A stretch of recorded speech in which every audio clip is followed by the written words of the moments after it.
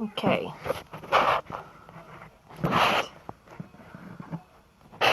So wonky. Yes, I can still hear you. Okay. Wait for some people to join. And then I shall start.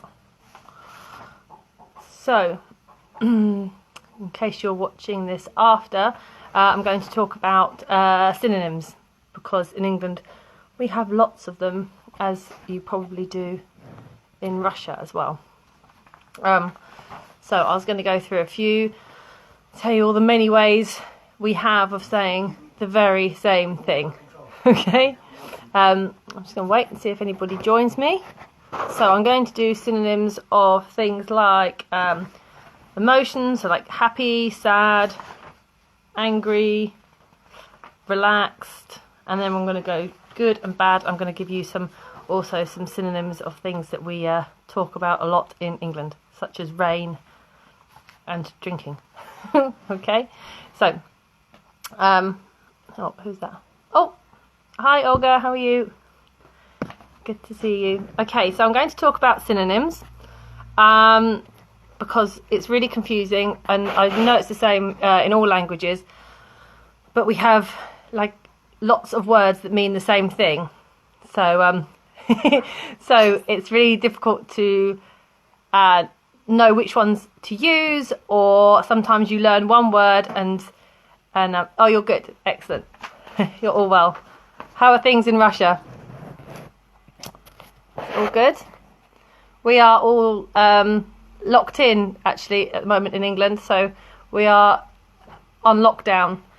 So we've been in our houses now for 5 days, and we're allowed out for an hour to exercise or to go to the shop, and that's it. So we're going to be, but this time next week we'll be crazy. It's okay at the moment, but I think one more week and we'll be mad. Okay, so I'm going to start with synonyms for happy, because there are lots of them, and we also have idioms as well, of course. So it's not just single words that have the same meaning. There are lots of idioms that have the same meaning. So it's confusing for everybody. So if you say I'm happy, that's the word that everybody learns first when they're learning English. I'm happy, I'm sad. Okay? So we can also say I'm cheerful, which is exactly the same. It just means you're in a good mood. So I'm happy, I'm cheerful, I'm in a good mood. Then we have, you could say I'm elated. But when you say I'm elated, it's a bit more formal. It's not the sort of word people would use every day in conversation, but it still means that you are happy. And we have strange words that we use for the same meaning. So you could say you're quite chirpy. So this means that you're happy, and if you're chirpy, so to chirp is what a bird does. When a bird sings, we say it chirps and that's the noise it makes. And if you say you're chirpy, it's like you're a happy like a bird singing, I suppose. So you could say you're chirpy, or you could say that you're feeling quite chipper. So they all mean you're in a good mood, you're happy. So you're cheerful, you're chirpy, you're chipper, you're elated, all mean happy. You could say you are delighted.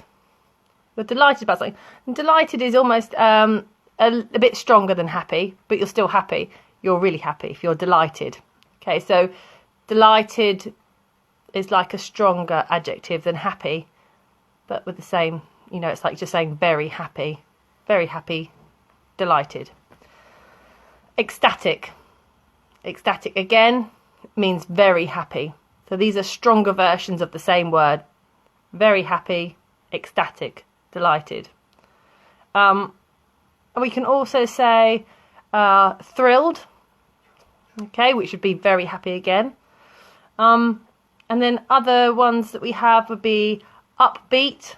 And we often use, so if you're feeling upbeat, you're feeling happy, we often talk about music that's upbeat. So, you know, music that is like happy music, but we say, oh, it's quite upbeat, you know, it's lively music, it's happy music, music that makes you feel happy. Okay, so it's upbeat.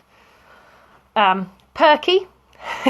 Perky is a bit like another still happy, you're quite perky today. And then idioms such as on cloud nine or over the moon. Like a pig in clover or a pig in muck. they all mean that you're really happy. You're really pleased. Okay. So as you can see, that is, how many have we got? 3, 4, 5, 6, 8, 9, 10, 11, 12, 13, 14. There are 14 words to say happy. There are more.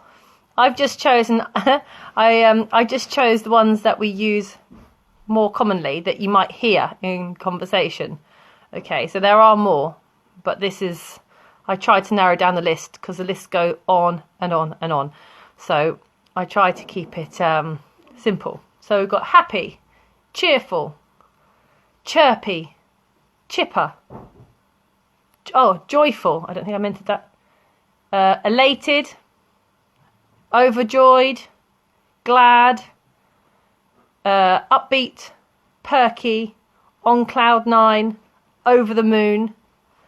They all mean happy. And if you're very happy, then you could say you are delighted, you're ecstatic, you are thrilled. And they would all mean very happy as well. So, you know, it's very difficult. It's difficult to get your head round all these words. And although, hello, thanks for joining. Although, you know, we're not all going to remember all these words and use them all. When you're learning the language, you tend to learn the first word and then you stick with that word. And you just always say, I'm happy, or hello, I'm happy, or that's nice. And you use the same word. So it's difficult then to try to use the new ones. But if you know them, it's good to learn them so that when you're having a conversation, if you hear other people using them, you think, okay, I know what that means. So although it's difficult to use them when you first hear them, it's important to learn these words so that you understand the context of a conversation. So if somebody tells you that they are feeling chirpy, you know they are happy, okay, or upbeat.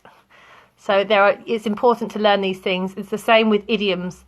Often when I teach classes idioms, they think I'm a bit crazy and they think, why do we need to know these things? But if you don't learn them, it's not a case of having to use them in your conversation all the time. When you get used to using them, you can use them in your conversation. But it's important to know them so that when you're talking to somebody, if they use them, you understand what they mean. Because otherwise the whole conversation can be lost because you're thinking, I don't understand that one word can ruin your conversation. Okay, so those of you who have just joined, I'll say, sorry, Olga, I'm just going to repeat them. For those of you that have just joined, I just explained the synonyms of happy. I say it's not an exhaustive list, it's not the complete list, but it's some of the words. So I said happy, we can be cheerful, chirpy, chipper, joyful, elated, overjoyed, glad, perky, upbeat. You can be on cloud nine, you can be over the moon, and you can be like a pig in muck or a pig in clover. And they all mean to be happy, okay? And I said if you're very happy, you could have delighted, ecstatic, thrilled, and that would be slightly stronger. But all the others, you'll be able to watch back. Hello, how are you? All the others you'll be able to watch back and hear it again. They all mean happy, okay? So I've done happy and then sad. If we're going to be happy, we'll have sad. So I said when you're feeling sad, you could say you are feeling blue, So we just say you're feeling blue, you're unhappy. So you're sad, you're unhappy, you're blue. And melancholy means sadness as well. Somber, feeling somber, sad. Again, wouldn't be used as much, possibly. You're feeling down is quite commonly used. If you're feeling a bit down, or if you're feeling a bit low, that means you're unhappy. So you could just say, if somebody asked you and you said, "I'm feeling a bit low, I'm feeling a bit down," it's like, "Oh, I'm sad." Okay, they're quite commonly used as well. It's that's in normal conversation. Somber, it means sad, but it's not used as much. And so you've also got forlorn, which would mean sad, and gloomy. Like, actually, people often talk about the weather being gloomy. Like, so you can feel gloomy, means you feel sad, but often people say it's a gloomy day. And that would mean, like, you know, when it's a day and it's grey and horrible, it's not necessarily raining or cold or anything, it's just a grey, boring day. It's a bit gloomy. So it means it's kind of dark and depressing kind of day. That's what it is. So people often use that to talk about the weather. But you can use it to talk about yourself as well. You can feel gloomy. And you can feel glum as well. So gloomy and glum for sad. And out of sorts. So if we say if you're feeling out of sorts or you're not feeling yourself, it means you're just not in a great mood. If you say you're feeling out of sorts, it means you are a bit sad. You're just not really like you are normally. You know, it's not a great day for you. You're just a bit fed up. That's another one. Fed up means you're sad as well. And we have fed up and upset, and that's quite confusing as well.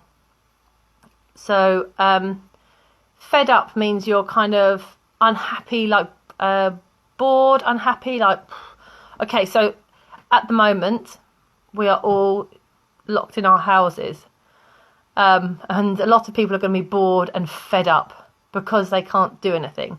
So they say, "Oh, I'm fed up." Okay, so it is sad, but it's sad in a bored way.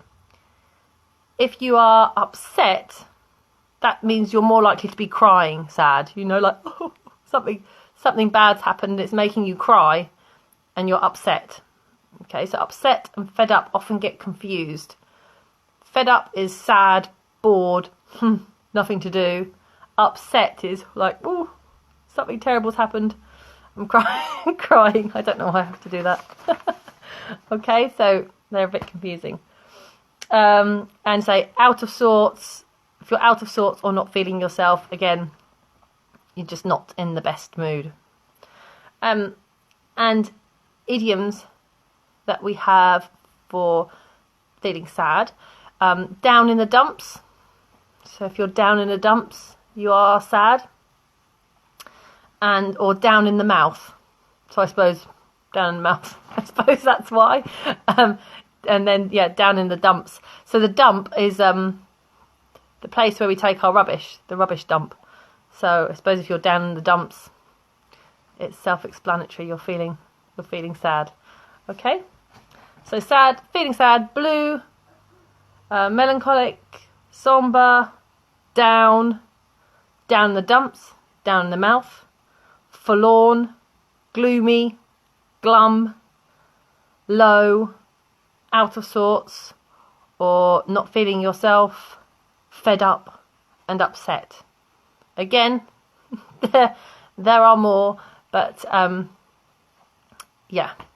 there are lots, but it will drive you crazy if I sit here listing every single word that we have.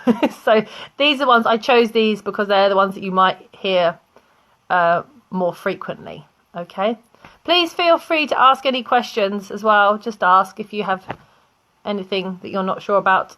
Or if I'm going too quickly, tell me to slow down, because my speaking gets faster and faster and I don't realise. So just tell me. Say, stop, slow down, you're speaking too fast. Okay?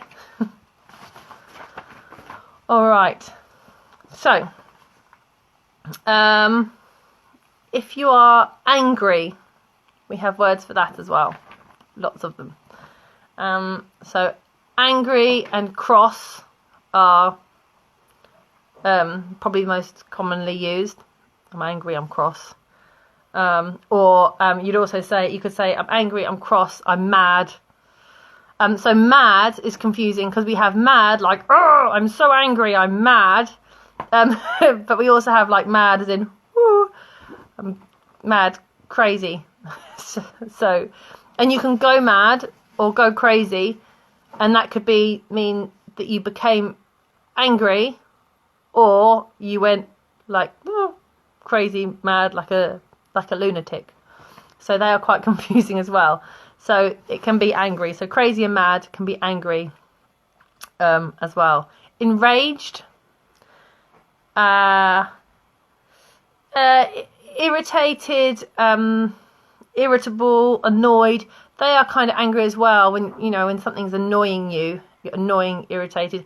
And if you are irritable, it's like if you are irritated, it means that something has made you feel irritated. If you're irritable, it's like when you ask somebody a question and they're in a bad mood and they snap, they answer the questions, they are irritable. It's easy to irritate them.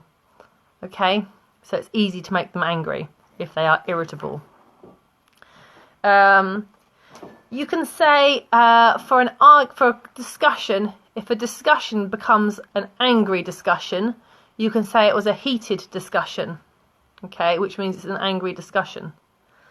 Bad-tempered would mean a person who is generally quite angry. They are bad-tempered.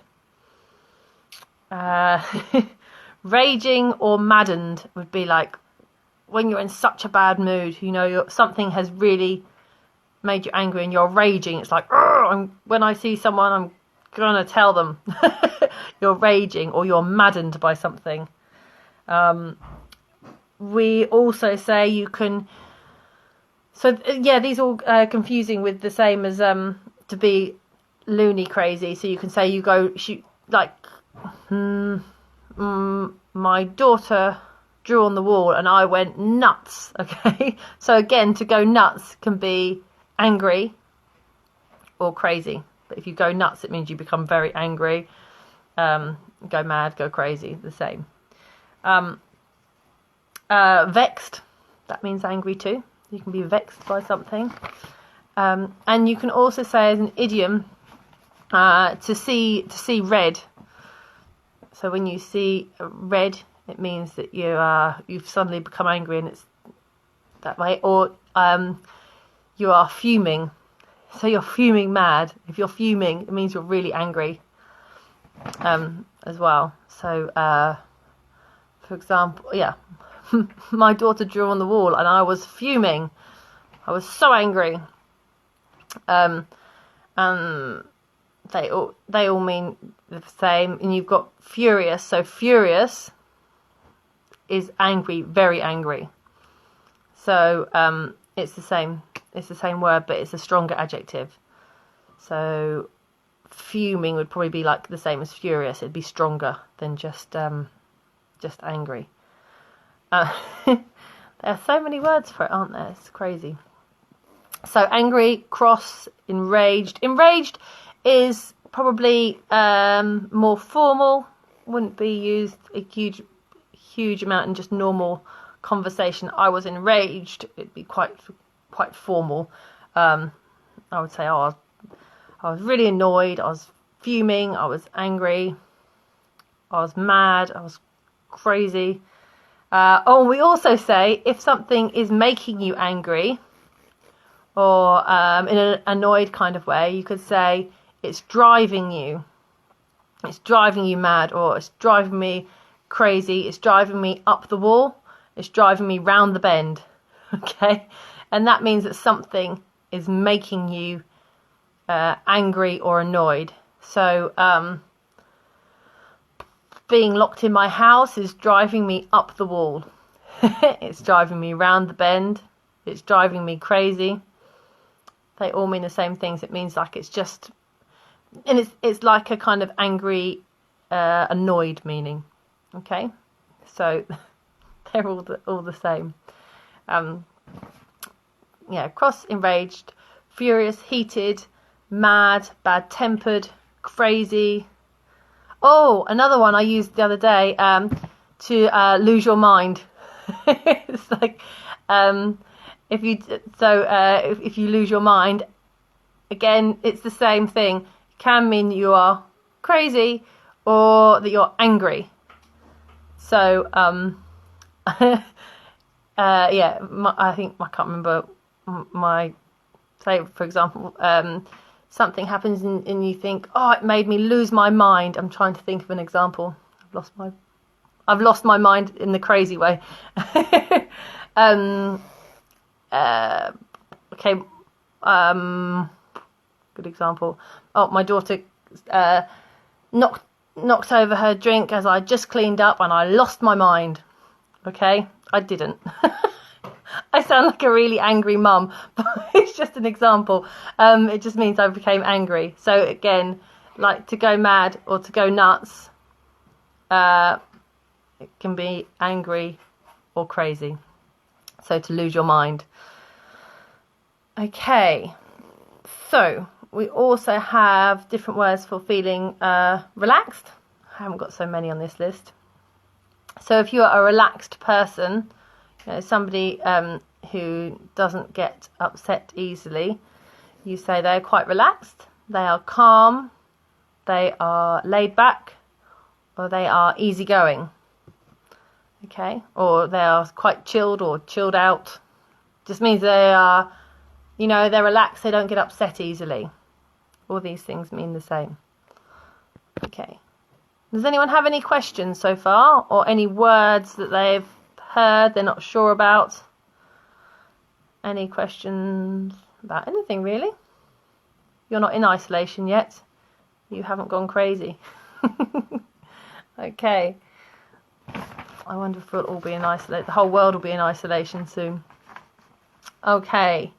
So, different ways of saying something is good. Now, there are lots, and I think that every generation. Go bananas. Yeah. Yes, well done. I had forgotten that one. Yeah, if you go bananas, that it's like it's the same as to lose your mind, go nuts. That it means so it can mean like woo crazy, or to become angry if you go bananas. Yeah, it's the same thing. I always forget that one. There's a funny song that my daughter listens to, and and every time somebody says "go bananas," it makes me think of the song. And it goes "go bananas," and then it sings the song. That's quite funny. Yeah, go bananas, angry or crazy. Okay. What did I say? Good. Oh yeah, so good. Lots of things for good. Good, great, superb, amazing. So some of these are kind of stronger versions of good, like very good. So very good is great. Great, superb, amazing, wonderful, fantastic. Yeah, that's exactly it. Fantastic. You can say something is first class, means it's really good, or first rate, or top class, excellent. And then I've written this down, but I would never say it because I'm not 16. But if I was 16, I might say that something was sick. Because that's what they say. But I don't know, if any of you are 16, then you can say that something is sick. And that means it's really good. It's it's really cool if it's sick. Or so maybe you'd be old-fashioned now. I don't know if you said something was wicked, because that's probably what they said in the. Maybe we said it in the 90s. I don't know. I think some people do say it. So I think people that are like me, like old-fashioned people who haven't quite realised that they shouldn't say these things anymore. You'd say it's wicked, and wicked means good, because wicked is funny, isn't it? Because it's like evil and good, and sick is obviously sick. But now teenagers say that something is sick, and it means it's really good. and they, you'll still get some people that say things are rad, which is definitely from the 90s. 90s skateboarders used to say everything was rad. And if you meet people now who are now in their 30s and 40s, I think they still say it. My husband's laughing at me. Are you laughing at me? I think he's laughing at me. I don't know. But people still say it because they haven't realised it's not cool anymore. I don't know. I'm just telling you, so in case somebody says it. What other ones are there? Awesome. Yeah, I say awesome a lot, but that's because I have an Australian sister-in-law who says that everything is awesome. And so, I use awesome a lot. It's a good word, I think. It's like really, really good if it's awesome. So yeah, there's loads of words, and there are new ones. There are new ones all the time of the new generation, but I don't understand them all because I don't speak to teenagers. Maybe. Okay. What else have I got? Good, bad. So bad, awful, terrible. Oh, Russian teenagers enjoy saying easy. Yeah. I think they say that. Do they? I don't know if they still say that in England, but do they mean easy as in like it's something's easy, or just in general? I don't know. And nice. They say nice a lot. Nice. For no reason. And French teenagers, I've discovered, still say that things are cool or not cool. That's French teenagers. Just teenagers. I don't understand. I often see t-shirts with awesome on them, yeah. In mother care shops, really? Oh, like little baby t-shirts with awesome. Oh, that's good. And there was one, I don't know if it's still popular, but there used to be like the phrase, maybe about 5 years ago, it was really popular with teenagers, and they'd say well gel, meaning well jealous. So it's like we use well, like very. Well, I don't, because I'm not a teenager. but people say if something says, oh, it's well good, it means it's really good. So they use well instead of really or very. Oh my, yeah. Oh yeah, I've seen those t-shirts. Yeah.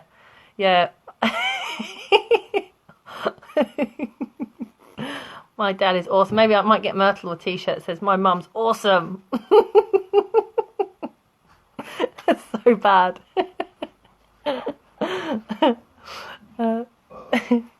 So they often say things and they use well, you put well in front of it, and then well's like really or very, and it makes it more. Okay, what was I saying? Bad, sorry. I lose track so easily. I'm really bad at this. Bad, awful, terrible, lousy. Lousy, I quite like the word lousy. It's something like, oh, it was a really lousy TV show. Just like, what a lousy day. It's just the same as bad. It's just like, oh, it's rubbish. Oh, I say things are rubbish. If I think something's bad, I say it's rubbish. Like, what a rubbish day. What a rubbish TV programme. So, yeah. Poor. So, poor as in no money, but you also say a poor, if something was poor, then it was bad. The TV show was really poor. My exam results were really poor. They were really bad. Unacceptable is used. Again, it's a bit more formal. Like, that was unacceptable behaviour. So it cannot be accepted because it's so bad. Inferior. So if something's inferior, it's bad, but it means it's not good enough. So it's bad in that way. It's an inferior product. So if you have two things and one is inferior, it means it's not as good as the other one. Not up to scratch. There you go. It's another one. If something's not up to scratch, it means it's not good enough. So it's bad.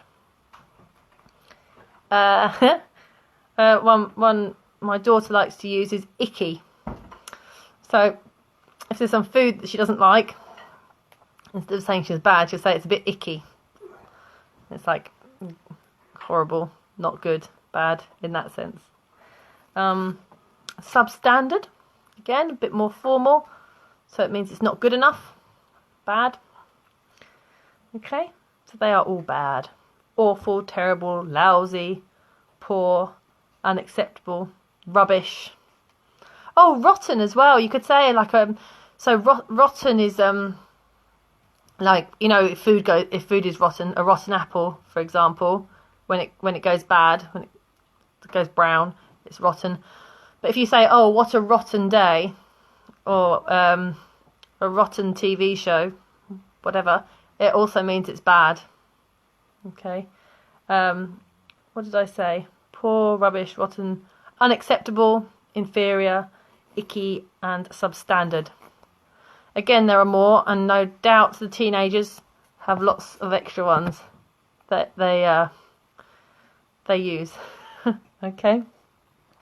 So those are the ones I had down. Then I also thought, I looked this up online. Okay, rain. I don't know why I thought of rain, because we talk a lot about rain, and I thought, what other things do we have lots of synonyms for, and a million ways of saying the same thing? So I went through these. I did the emotions and feelings, and I thought we have so many ways of talking about rain, because it rains a lot in England, and weather. So there's lots of different ways of talking about the weather. But I just thought I'd give you a few of the rain ones, because whenever I teach this in school, I start talking about how things we can use for rain, and the list is quite long. So I'm going to give you the worst of it. Okay, so if it's raining, we can say, it's raining, it's pouring down, it's tipping down, it's lashing down, it's chucking it down, it's bucketing down, it's coming down in sheets, it's raining cats and dogs.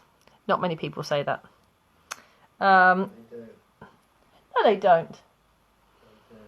My husband says they do, but nobody I know says that. He says that loads of people do. I don't believe him. You can say it's a shower, just a shower. So a shower is when it just rains for a short time, then stops, just a shower. Drizzle is very light rain, and a deluge is very heavy rain. Okay, so pouring down, tipping down, lashing down, chucking it down, bucketing down, coming down in sheets, raining cats and dogs, drizzle, just a little bit, a deluge, a lot. Funny idiom, yeah, cats and dogs. I know, it doesn't even make sense, does it? Raining cats and dogs. It's just, there's no reason for that. And a shower. Just a short bit of rain, because we just like talking about rain, because we have rain a lot. So I suppose because it rains quite a lot in England, it's good to have lots of different words for it. Do you have lots of different ways of saying it's snowing in Russia? Because you have a lot of snow. I don't know. And then this is the other one that I found funny, because I was just thinking about it, and I thought there's a lot of ways to say that you are drunk, that you've had too many drinks. We have a lot of them, so I'm going to tell you some of them just because it made me laugh. So if you are drunk and you've had too much alcohol, you could say you are a bit tipsy. And if you say you're a bit tipsy, it usually means you are kind of you're not too drunk. You might be tipsy or merry, and it means you've had a few drinks, but you're not really bad. You're just a bit you're having a good time. You're tipsy or merry. It's not too bad. Okay, but if you had a lot to drink and you're in a bad way, then you might say that you're hammered, you're leathered, you are legless.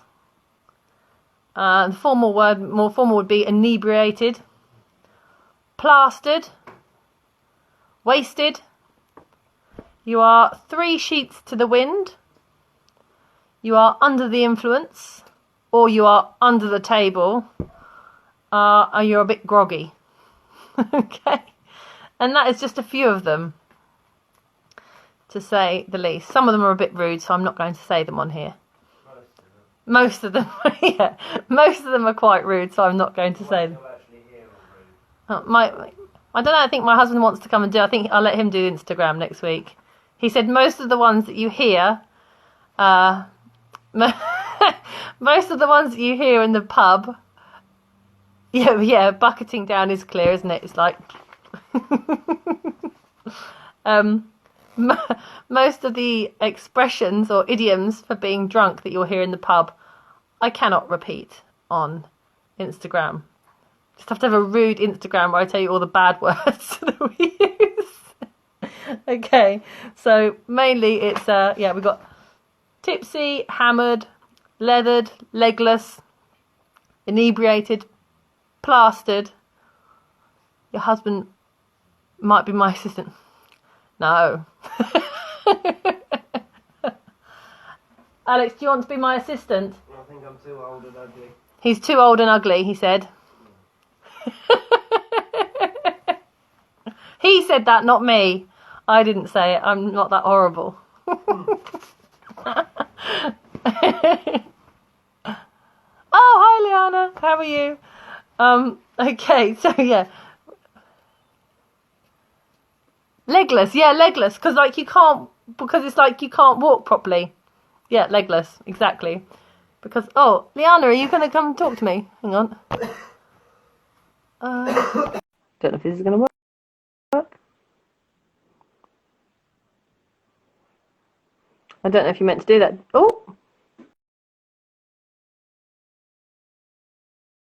I don't know if Liana meant to do that. I think that was a mistake. Was that a mistake, Liana? Okay. Yeah, so when we say legless is because when you've drunk too much, you can't walk properly. Hello. And some people say if you're, I suppose, posh people say you're a bit squiffy, meaning you're a little bit drunk. But that's what posh people say. I wouldn't say that.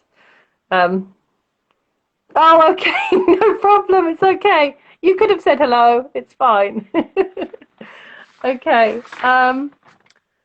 Oh, and the last one I had was because we had talking about cups of tea. So rain and alcohol and cups of tea. So a cup of tea, somebody might ask you if you want a cuppa, like a cuppa. So a cuppa, and sometimes a cuppa could be any hot drink really, but normally if somebody says to me, do you want a cuppa? I would assume they meant a cup of tea, or a brew, or a cup of cha. Okay, and that all means a cup of tea. They're all the same thing. Okay, so does anyone have any questions? Oh, any questions, any synonyms that I have said that they are not sure about? Any questions about England, the weather, what you're doing at the weekend? Have you still got, can you still go out? So, I mean, we obviously can't go out because the pubs and everything's closed and we are locked in. But do you still have pubs and restaurants and things open in Russia? I know some parts haven't. How many cups of tea do I have a day? Well, today I've only had, I have one sitting over there, and I put it so I couldn't reach it, and I can't, it's too far away. But I've only had 2 cups today. I drink a lot of coffee, too much coffee. Normally I maybe have 2 or 3 cups of tea a day. Do you drink much tea? I've been trying to drink green tea to stop myself drinking too much coffee. That's not quite the same, is it? Do you drink much tea in Russia? Do you drink tea with milk? Do you have it black? Oh, everything's closed in Russia too. Okay, so you're not going to have a very fun weekend either. Yeah.